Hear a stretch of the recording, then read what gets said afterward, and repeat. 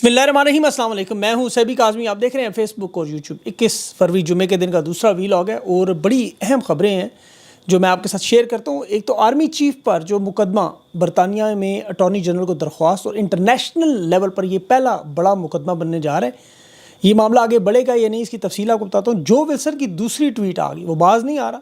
जमहूरियत बहाली का मुतालबा और इस पर आज हुकूमत का सरकारी रद्द-ए-अमल भी आया। अमेरिका के दबाव का क्या जवाब देंगे।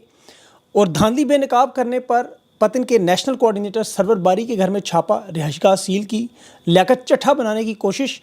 और चीफ जस्टिस से जो इमरान खान के 16 केसेस मुकर्रर हुए मुलाकात के बाद, 2 अलामिये भी आए और नेशनल इजलास बुलाने की तैयारियां भी हैं। इसमें मुनाफकत भी कुछ सामने आई, वो भी आपके सामने रखता हूँ। साने लम्ज़ में जो तलबा ने किया, अब वो संगीन नताइज की धमकियाँ दी जा रही हैं, लेकिन आज जो हुआ मामला, वो तलबा बाज नहीं आ रहे। टीवी शोज़ हो, टॉक शोज़ हो, फूल फेंकने वाले अब क्या जज्बात पेश करें, बांग्लादेशी कॉमरेड बन गए। मरीम नवाज़ की सफाकियत भी जारी है। आलिया हमजा समेत रहनुमाओं पर पंजाब में हुकूमत की दरख्वास्त, मुकदमात और अपोजिशन जमातों का एक इत्तेहाद में बहुत बड़ा इजाफा। पंजाब और सिंध समेत अपोजिशन जमातें इस वक्त इकट्ठी हो गई हैं, उसकी तफसील मैं आपके सामने रखता हूँ। बहुत बड़ी बैठक है ये। रेड जोन पार्लियामेंट में भी इस वक्त सरकारी मुलाजमीन का धरना है। इस धरने की भी थोड़ी सी बात ज़रूर करूँगा, लेकिन सबसे पहले जो अमरीका और बरतानिया में मामलात में शिद्दत आई और ये इनफरादी सतह पर केसेस शुरू हुए। आर्मी चीफ के ऊपर बहुत बड़ा केस। उससे पहले भी जो विल्सन की ट्वीट में देख रहा था, ये बाज नहीं आ रहा जमहूरियत की बहाली पर। अब जो ट्वीट आई है, ये बटजीना, आपको पता है इवान शेली जो कि जॉर्जिया का एक अरबपति कारोबारी ताजर है, वज़ीर आज़म भी रहा है पहले, अब वज़ीर आज़म ना होते हुए पसे पर्दा हुकूमत को कंट्रोल कर रहा है। इसका ताल्लुक फ़ौज से नहीं है, सियासतदान है, अरबपति है। हुकूमतें बनाने तोड़ने में जॉर्जिया का बड़ा किरदार। जो विल्सन ने इसे गिरफ्तार करने का मुतालबा किया है। फिर ट्यूनिस में आपको पता है, वहाँ जो मौजूदा सदर है सईद कैस, उसने पार्लियामेंट मुअत्तल करके 2019 में हुकूमत गिराई थी और अपनी सदारत में बड़ा जुल्म सितम किया। ये भी जमहूरियत का दुश्मन है, इसकी गिरफ्तारी का मुतालबा। और साथ पाकिस्तान के army chief general Asim Munir के इसने नाम लिख दिया, बल्कि इनका नाम पहले नंबर पर उसने लिखा है। और जमहूरियत को कहा कि पाकिस्तान में और इन तमाम मालिक में बहाल किया। ये तो अमेरिका से ट्वीट थी, लेकिन जो बरतानिया में अब हुआ वो इंटरनेशनल लेवल का मामला बन गया है। माइकल पोलाक, इसने एक तूफ़ान खड़ा कर दिया। ओवरसीज़ पाकिस्तानी जो बरतानिया में मौजूद हैं, इन्होंने इस बैरिस्टर माइकल पोलाक, इसकी मैं तफसील आपको बताता हूँ। अटॉर्नी जनरल को बरतानिया में एक दरख्वास्त दी गई कि आर्मी चीफ जो इस वक्त बरतानिया के दौरे पर मौजूद हैं, इनके खिलाफ मुकदमा चलाने की इजाज़त दी जाए। और ये बाकायदा तौर पर 26 नवंबर इस्लामाबाद के कत्ले-आम के सिलसिले में जो मुजाहिरीन, जिस पे आपको पता 14 शहादतें थीं, बराह रास्त गोलियाँ चलीं, और इस मामले में इनके पास जितने भी सबूत और शवाहिद हैं वो अब बरतानवी अदालतों में गैर जानिबदार अंदाज से पेश करना चाहते हैं। आर्मी चीफ के ऊपर एक ट्रायल करना चाहते हैं। और इन्होंने फिर लंदन की मेट्रो पुलिस को भेजा, बल्कि मेट्रो पुलिस के SO15 यूनिट को, अटॉर्नी जनरल को तो भेजा, लेकिन इस केस में कि अटॉर्नी जनरल को भेजा कि अदालतों में लगाने की इजाज़त नहीं, ताकि डी चौक वाला मामला है। और उस पर इन्होंने पूरी एक प्रेस रिलीज़ भी जारी की और वीडियो पैगाम भी इन्होंने जारी किया। लेकिन जो SO15 को भेजा मेट्रो पुलिस, बरतानिया इंसदाद दहशतगर्दी का महकमा, खुफिया इदारा MI5 MI6 के साथ काम करते हैं, बल्कि अमेरिकन FBI, इंटरपोल के साथ, यूरोप के साथ भी वो काम करते हैं। क्रॉस बॉर्डर जो थ्रेट्स होती हैं उन्हें रोकने के लिए स्पेशलाइज्ड यूनिट है ये बरतानवी पुलिस का, अपने शहरियों की हिफाजत के लिए, उनकी सलामती तहफ़्फ़ुज़ के लिए। याद रखिएगा बात, क्योंकि इस वक्त बरतानवी शहरी पाकिस्तान में बड़ी तादाद में। अब ये अटॉर्नी जनरल को उन्होंने भेजा कि कानूनी तौर पर इजाज़त ली जाए, क्या ये मुकदमा बरतानिया में इंसानी हकूक़ की खिलाफ वर्जियों पर कायम हो सकता है या नहीं। इसकी मैं थोड़ी तफसील, अब तो ये पेचीदा अमल है थोड़ा। इसमें बरतानवी अदालतें आम तौर पर देखें दूसरे ममालिक के जो आला हुकूमती या फ़ौजी अहदेदार, उनके खिलाफ मुकदमा चलाने का इख्तियार नहीं रखती। लेकिन जब ये मामला आलमी कवानीन या बरतानिया के इंसानी हकूक़ के तहत में आ जाए, यानी बैनुल-अक़वामी जराइम हो, जंगी जराइम हो, नस्ल कुशी हो या इंसानियत के ख़िलाफ़ कोई मामला हो, तो उसमें यूनिवर्सल जुरिस्डिक्शन आयद होती है। और उसमें फिर चूँकि चीफ़ को आर्मी चीफ जो है रियासती इस्तिस्ना हासिल है, ये मुकदमे का सामना इस तरह बराह रास्त नहीं होता। लेकिन जब सबूत हों कि बैनुल-अक़वामी जंगी जराइम हुए, इंसानी हकूक़ की खिलाफ वर्जियाँ हुई, तो ये मामला फिर बराह रास्त बैनुल-अक़वामी अदालत इंसाफ में या बैनुल-अक़वामी जो फ़ौजदारी अदालत ICC या ICJ, उसमें ये ट्रांसफ़र हो जाता है। अब बरतानवी अटॉर्नी जनरल से मुकदमे की इजाज़त लेने की वजह ये थी कि अगर बरतानिया के या बैनुल-अक़वामी मुआहदों के तहत यहाँ पे जो मुतासर अफराद हैं, और अगर उसमें कोई बरतानवी शामिल हुआ, ये ज़रा गौर से, अगर कोई बरतानवी शहरी निकल आया 26 नवंबर के साने में, कोई ज़ख्मी, कोई शहीद, उसका कोई नुकसान, तो फिर तो वो बराह रास्त पार्टी बन जाएंगे। बसूरत दीगर ये आता है कि 1998 के तहत बरतानिया में इस तरह के केसेस की मिसालें मौजूद हैं। इंटरनेशनल क्रिमिनल कोर्ट का 2001 का कानून जो है वो इस कार्रवाई की इजाज़त देता है। और अगर इजाज़त ना मिले, मुस्तरद किया जाए जुडिशल रिव्यू में डालने के बाद भी, तो फिर ये तमाम सबूत, तमाम मामलात इंटरनेशनल कोर्ट ऑफ जस्टिस में चले जाते हैं।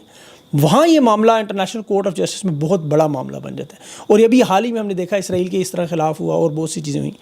اب یہ کوشش ان کی یہی ہے کہ یہاں مسترد ہو اور ان کے پاس یہ ثبوت ہو کہ ہمیں یہاں سے مسترد کیا کہ ہم آگے اس لیے لے کے گئے ہیں. اب آرمی چیف اس دورے سے واپس بھی آ جائیں تو اس وکیل مائیکل پولا کا کہنا ہے کہ معاملات وہ پھر بھی چلتے رہیں کیونکہ یہ بار بار یہاں آتے جاتے ہیں. اب مائیکل پولا کی تھوڑی سی پروفائل دیکھیں. چرچ کورٹ چیمبر کی ان کی بہت لندن کی بہت بڑی ان کی فرم ہے.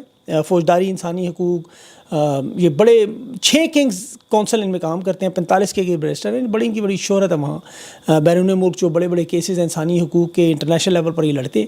اس میں ایوگر مسلمانوں کے کیسز انہوں نے لڑے ہیں. ارجنٹائن کی عدالت میں جو نسل کشی اور انسانیت کے خلاف معاملات ہیں وہ لڑے ہیں. گزشتہ معاملات میں ان کا کافی کام ہے. لیکن جو سب سے بڑا اور اہم معاملہ ہے ان کا, جو بہت سے لوگ بھول کے کسی نے ذکر نہیں کیا, وہ ان کی پاکستان کے الیکشن کی دھاندلی کے متعلق معاملہ. اور یہ دیکھیں یہ اتنا بڑا معاملہ ہے کہ جس بندے نے بھی الیکشن کی دھاندلی کو اٹھانے کی کوشش کی اسے اٹھا لیا گیا. کمشنر لیاقت چٹھا کا آپ کو پتہ ہے, اس کے ساتھ بہت سارے اور بھی لوگ جڑے ہوئے.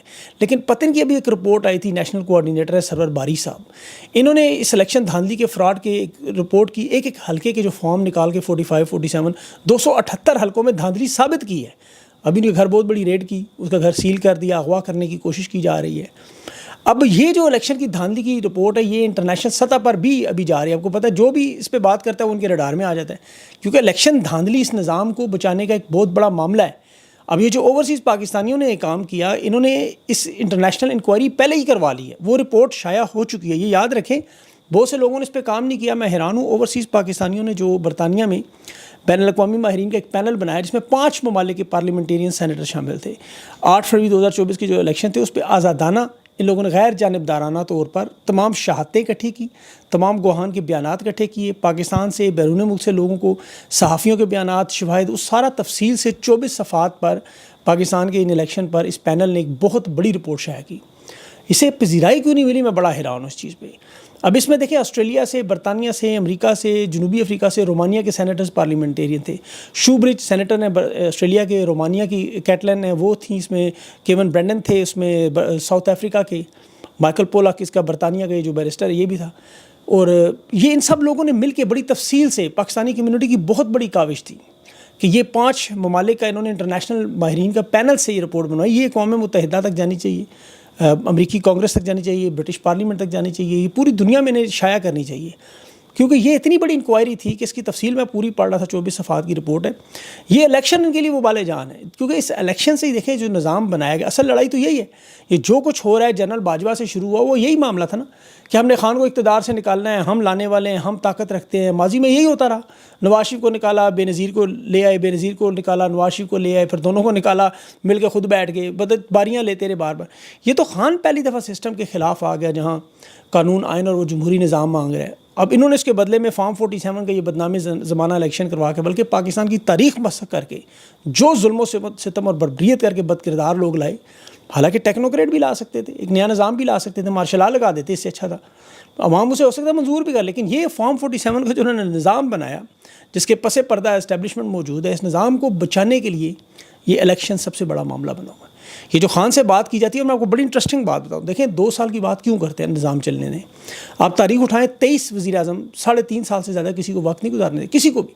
یا آپ حساب کر لیں, سارا جمع تفریق کر لیں. اب خان کی حکومت گرائی 22 اپریل 2022 کو, یعنی 22 اپریل 2025 کو ہو جاتے ہیں 3 سال پورے. اس کے بعد یہ چاہتے ہیں 6 مہینے میں اور دے دیں. اب 6 مہینے گزرتے ہیں تو بنتا ہے وقت نومبر کا, جس میں آرمی چیف کی مدت ملازمت ختم ہوتی ہے, جو اصل وقت ہے. اب عمران خان سے یہ معاملہ چاہتے ہیں کہ 3.5 سال آپ سے